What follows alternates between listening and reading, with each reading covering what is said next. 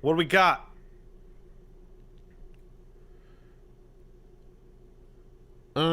First one comes to us from Dr. Wolf says, "Hey, Mad and boy.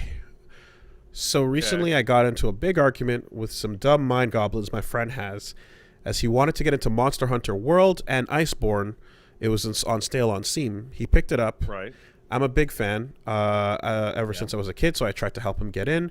But the problem is that Iceborne comes with quality of life features that kind of ruined my friend's experience getting into the game for the first time. Um, in order to get to the Iceborne content ASAP, DLC has a super OP set of gear that's Yeah, available from it the sure very start. does. Helps you beat the base game faster. My friend playing the game for the first time sees it in his box and goes, "Well, it's the best gear by a lot, so I guess I should use it." I tried to warn him No. what it was for, and that he was essentially removing the entire hunting crafting loop, which was the big appeal of the game. He gets this, but he says it makes the most sense for him to use the best gear available to him. So, as such, he played for a little while, killed some early monsters really, really easily, got bored, and dropped it before he even reached 2-star hunts. I think if he had played World without the Iceborne to start, he might have gotten into it. So, ever play something where the quality of life actively ruins it for someone you know? I turn off almost every pre-order weapon I can, and if I can't turn it off, I literally throw most of them away. Pre-order consumables and things like that. It's something that, like, yeah, there's a couple times where you just, like, I don't even know going in to whatever the thing is, that it's like, oh, that's an extra based on the version of the game you got or whatever. Like, yeah. Um yeah, that's I think, like, that stuff is always going to be there because it's a, it's a pre-order incentive or whatever. It's a business model that has become very common. I think what the games should do is just have a very clear message the first time you unlock all of that shit. Like, I know how for example, in Demon Souls, they're just sitting in your box, but in, Hmm. like, Yakuza, you got to go talk to Bob to get them. Hmm. you know so you should just have something in place where it's like, the moment you go to get any of that pre-order stuff or whatever it is, you warn the player that, hey, this is meant to catch up experienced players. It's not meant for your first time experience. Yeah, and that was specifically because Iceborne was a DLC thing. So, like, the intended path was to play Monster Hunter World and then beat Monster Hunter World and then go buy Iceborne, Now, right? But, yeah. like, if they're both on sale, it's not going to work like that. It was short-sighted. I think the worst one ever, because I played a lot of games that have this problem. Well, MMOs do Like, this all the time, don't they? no, what are you talking about? I guess what I'm reminded of is, new MMO thing comes out, and then there's a potion to just zip you up to Jump. whatever level. Yeah, that's World of Warcraft, Okay, is that the only thing that does that? pretty much. Like Destiny didn't have. buying the deluxe thing. Oh, Destiny does do it as Destiny well, had yeah. something like this that you guys were telling me about. But Destiny does it for one character, and crazy people always have three characters anyway. So, Okay, well, I'm just going off of what I've heard over the years about, like, catching back up to the new content. people are mentioning FF14. FF14 does not give you a job boost potion when you buy the goddamn expansion. Like, it's an optional thing. Like, we're talking about something that came with the game. Like, the defender armor in Monster Hunter Iceborne literally sits in your inventory when you start the game if you own Iceborne. Hmm. Um, the worst one that I can think of ever is Dead Space 2. Dead Space 2, when it got ported to PC, they had all this DLC shit that you could buy, all this, like, cheat DLC items on the console. And when they ported it to PC, they didn't want to do that. So what they did was they just dumped every single one into the store. And I think most of them are free. So you start the game and you go to the shop for the very first like time to upgrade your gun, and, like, all this cheat armor is in there, and, like, all the best weapons in the game are in there. And Oh it's man. the problem isn't even that it's like massive cheat shit. The problem is that it makes it difficult to find what the real weapons are. Yeah, and like it also would just feel bad. It also just feels bad if like there's a variety of like not just the strongest armor, but like a variety of strong cool armors and things where you're like, I guess I'll just have to not want to come back to this one and use it at some point, you know, if you're particularly attached to it or whatever the case is, if the game is not like explicitly warning you about it, you know. Like for example, let me phrase that a different way. You get armor and shit like that that's like, hey, don't wear this, you know, it's meant for speeding through the game. But if you get like 100 consumables, it's like, so should I just not use these because I'm gonna be using consumables? So Yeah, Monster Hunter. What the fuck am I supposed to do? Hey, Like, here's some free potions or whatever, because the game sold X amount of copies. you can't not. You're gonna use those normally, so you might as well just use them. Might as well. It's not that big of a deal. Yeah, you know. So yeah, that's apparently a pretty that shitty Defender set was added to Monster Hunter World before Iceborne to get people up to date on Iceborne if they were excited about Iceborne. So if you play Monster Hunter World right now, brand new fucking file, there's fucking cheat armor just sitting in it. Wow, that is stupid as That's ruinous. fuck. That's ruinous. That is. Yeah. Oh That man. sucks. Yeah, Is there- the games that do that is infuriating. The worst for me is when it's like, I'll pre-order it because it comes with like a soundtrack or some other, you know, or like a different skin for something. I'm like, okay, sure, I'll pre-order it, but then it also comes with like free level up points for the early game that you can't not use. Okay, how exactly? Because now my compliance brain is thinking a little bit. How exactly is Iceborne implemented into gameplay? Is it literally a new menu that you select and then go into a new like map and world? Once you install Iceborne, a guy gets an exclamation point above his head and goes, "Hey man, shit's going crazy in the ice place. Do you want to go to the ice place?" Okay. Because you could do that the way some other games do by like literally like gating it off in a way where it's like load your file up. Do you want to set it to Iceborne? Okay, well then come on that doesn't over. Make sense for Monster Hunter because like it's literally just like the next step in the major story quest, and it's all together. And once Iceborne's integrated, it's just like, this is the first half of the game, this is the second half of the game. Well, there's got to be a better way than fucking that, though. Yeah, like, don't put those items in the game at all. That's the better way. So just too bad. Well, it is an expansion, I think to the game. It's not its own thing. No, but like I said before, the items were added to World, not Iceborne. Right. So if you're playing just World and don't want to go to Iceborne, that shit is still in there. No, but I guess what I'm saying is because like I wasn't sure, but you're explaining that it's like, yeah, Iceborne it's expanded world content. Yeah, then it's it's the second fair half of the game. to basically tell people, no, you have to earn this. You have to get here. That's absolutely. Like that's totally fair to do. I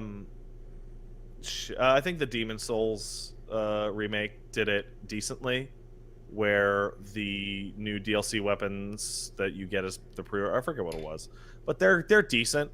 Some of them are good, but you can't upgrade them. Oh. Ah, okay. So they're like decent for like an hour.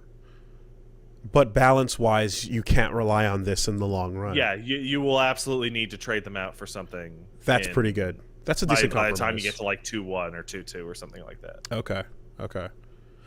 But I mean, at that point, is that really solving the intended goal of fast-forwarding the entire game? Well, that's not the intended goal. The intended goal was, for Demon Souls, probably to smooth over that game's notoriously vicious first hour with a pre-order bonus to, hey, Yeah. you want to pre-order?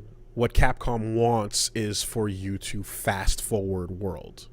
Yeah, so that you Yeah. have a reason to buy Iceborne. Do you want to buy Iceborne? Let's buy Iceborne. Yo, Iceborne's coming. You should buy Iceborne. Oh, but I'm not up there. I didn't get that far. Don't worry. Don't worry. You'll get that far real fast. All right.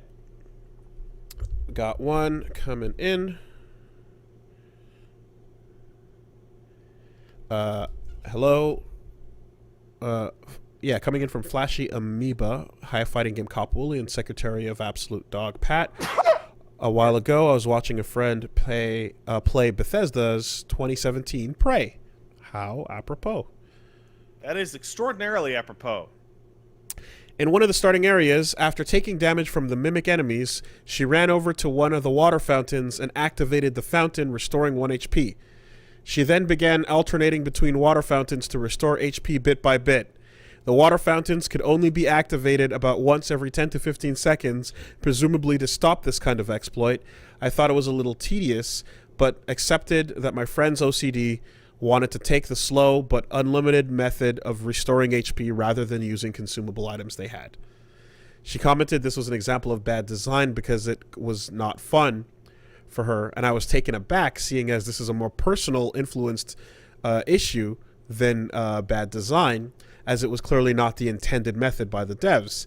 She countered that the human brain would prioritize efficiency over fun, and the developers should have foreseen this and not had the water fountains restore any health.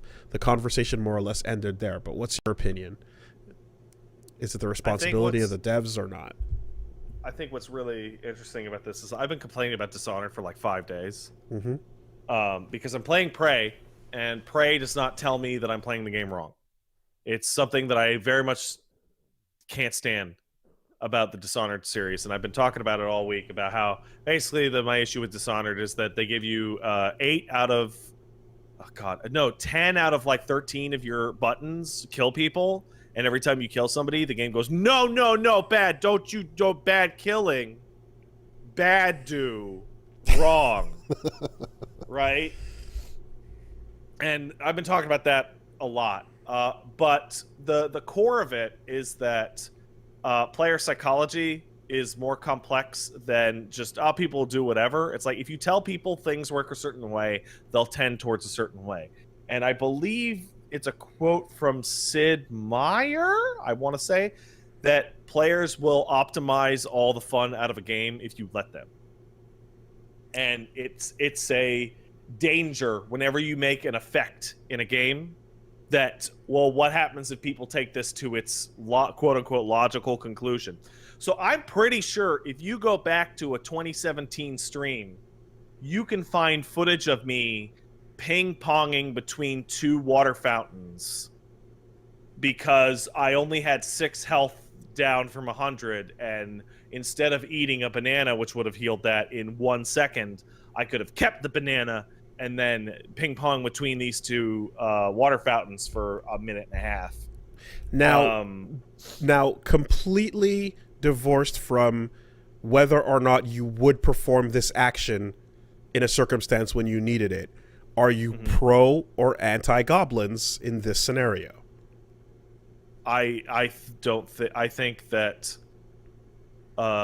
having a water fountain lock itself down for it's like 15 seconds to give you a single health point, the only outcome of that is you going either I'm not going to use that sucks, right? It only gives 1 health and I'm not going to waste my time, or people wasting their time on Exactly. And both of those suck ass. Exactly. Both of those are worse than having it do nothing. So this is where you have to look at things and go, yes, the average person will look at this and they will look at the tediousness of it and they will accept the trivial reward and move on. And then never do it again. But you cannot assume this will be the universal experience, nor should you. You must assume that the little trivial thing that you're rewarding them with will be maximized and min-maxed and exploited to the point of compromising fun, and you have to stop the player from allowing themselves to do that. In Returnal, you can go back to your ship and sleep to get a little heal. Yeah, that was like people figured that out, and it became like hyper optimal to do that. And it's the shittiest way to play the game ever. After clearing the map multiple layers in and scraping it of all heals, I realized, oh shit, this run is in danger. The only thing I can do right now is go back to the fucking ship and sleep. And if you have enough clearance on the area 1, area 2, area 3, and you go far enough, you can actually backtrack for like the 10 minutes or whatever it takes you to get back to your ship and go take a nap. You can then fuck up and then have to do it more than once, and it turns the game into a really annoying thing where you could keep this run going if you fucked up, but how annoyed are you? And your annoyance should not be the determining factor. So they patched it. It's extra bad because runs are so long Yeah. that like you're 90 minutes, 100 minutes in, and you're like, I could maybe do it if I got a full heal. I can save this whole run if I just run back. So they patched it, and now it only works once. And that's the answer. Because leaving it up to, this is optimal, but it's just annoying to be optimal, is absolutely a mistake and a bad thing to do when you're designing a game. Make it so that you take the choice away, so that the person doesn't have to choose between like the frustrating path. Yeah, and so like with many games, this wouldn't be an option. If you were playing Assassin's Creed, or if you were playing a first-person shooter that's like Doom or whatever, this would be trivial. You look at it, you click on it, aha, 1 health, haha, and you go on your merry way. Prey, specifically as an immersive sim, you have a fucking inventory with a grid filled to bits with health items and armor pickups and rare ammunition and stuff like that. The game's design is explicitly scroungy. There's even a function in the game where you can throw recycling charges at the environment, and it will turn all of the physics items into materials that you can bring to a crafting station. Right? Like, it wants you to pick shit up. It wants you to optimize your use of materials. So in that context, giving somebody a completely free, terrible heal lets them take their healing items and turn those into crafting materials. So there's an absolute benefit. Yeah, there's no downside other than the fact that it sucks ass. How is the healing in general, and how is the checkpointing in terms of like? Checkpointing's good. The checkpointing's good, and healing in the game is if you eat like a banana or like a ramen soup or some little piece of shit health item that you find, it'll heal you 5 immediately, and then it'll heal you like another 5 over like 15 seconds. Okay. And health kits like heal you like 30 or 40 points like a snap of the finger instantaneously. And it's just like, there's no benefit to anything by having this heal you at all. Like, the best case scenario is somebody goes, I'm not going to waste my time with that, and never does it again. At which point, why would you? What is the point of that? Yeah.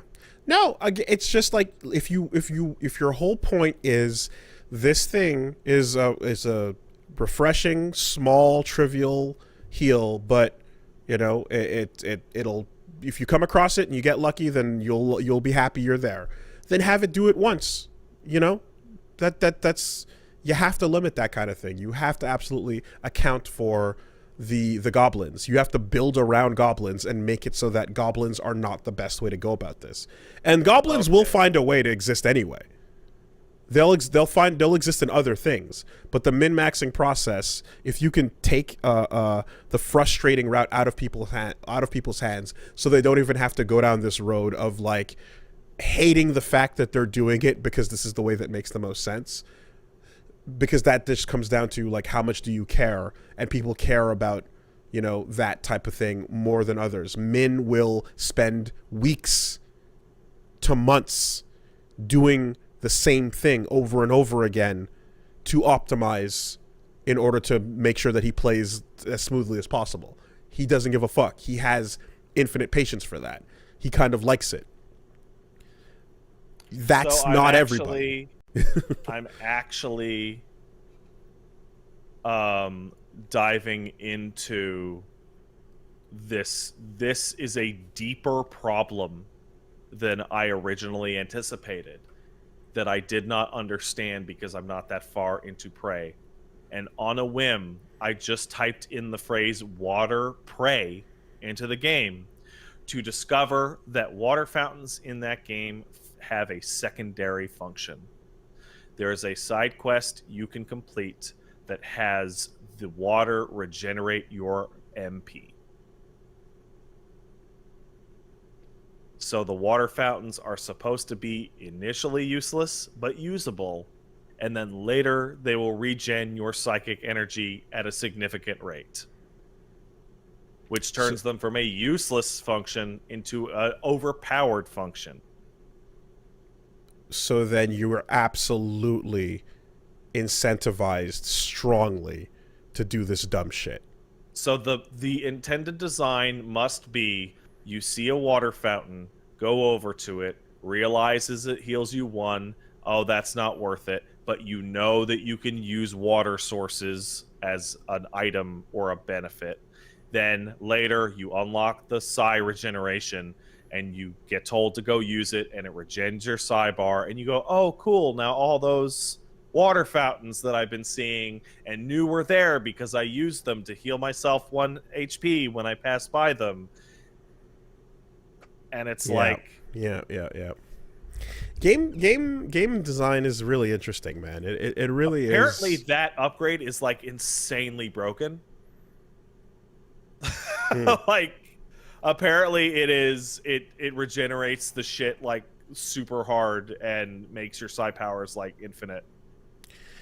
Yeah, no, just as a whole, the balance of incentive is a fucking complex thing.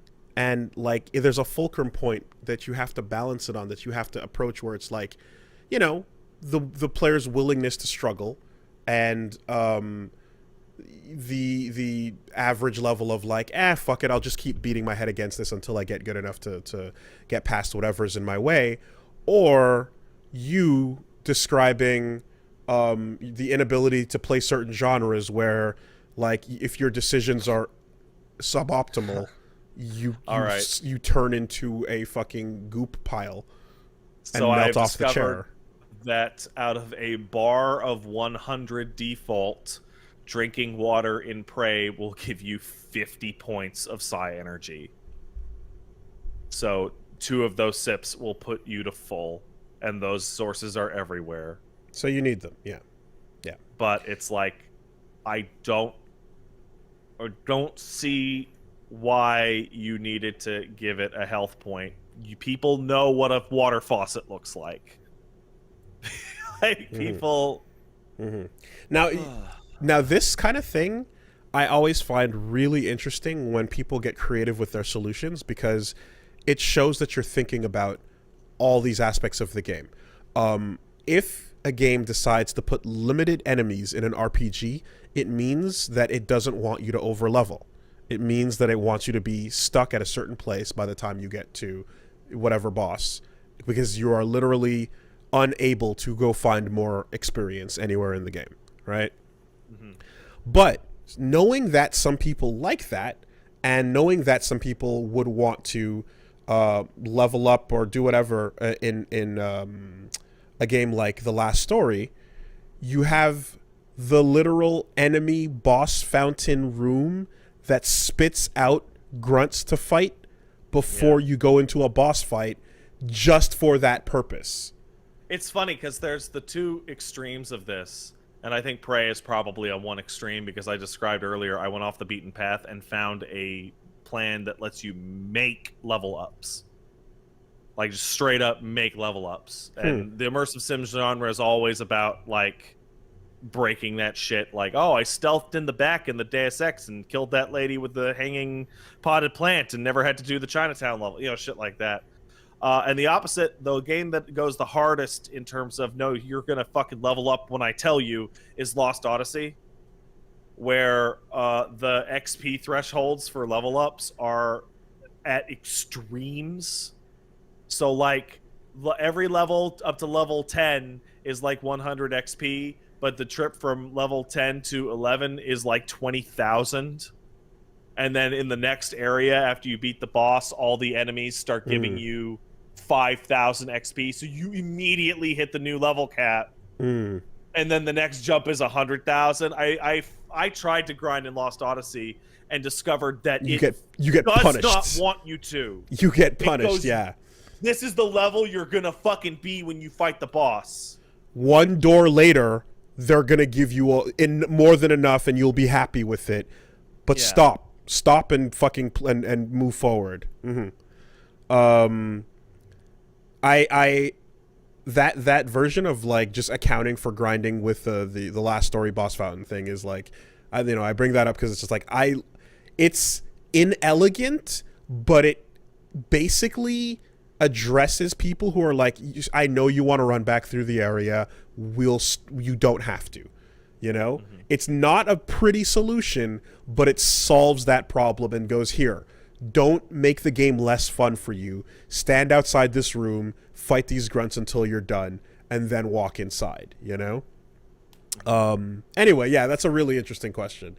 And there is the definitive answer, at least looking here, between someone who even like, I don't have the fucking compulsion that you do with these things, but even you having that compulsion can see that it would be better if you were handcuffed from having to do it. Oh yeah. Well, for me, the where it breaks, it's like I'm willing to admit when my own compulsion is what's causing me to do something in a more hyper efficient way.